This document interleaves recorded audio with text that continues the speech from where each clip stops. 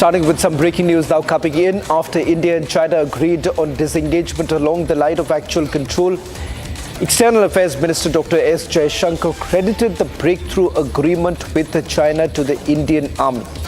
Jaishankar also said that Indian Army worked in quote-unquote very unimaginable conditions along the line of actual control. Just a quick recap before we play out that first response now coming in from Dr. S Jaishankar, the External Affairs Minister. First, with regards to the disengagement, the de-escalation, which is likely to be completed by the 29th of October. That's what Indian Army sources essentially indicated. What is exactly going to happen on the ground, particularly the withdrawal of the troops from demchok as well as depsang.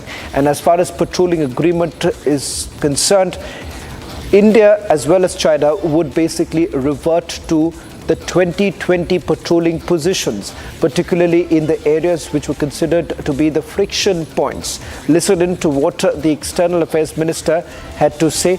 We'll try and see if we can source that in a short while from now, but that's the response that came in from the External Affairs Minister. Just a quick recap of what we know so far before we bring you more breaking news now coming in. With regards to the disengagement plan, this was just ahead of the BRICS summit where both the leaders, Prime Minister Modi as well as Chinese President Xi Jinping, were all set to have a bilateral meeting.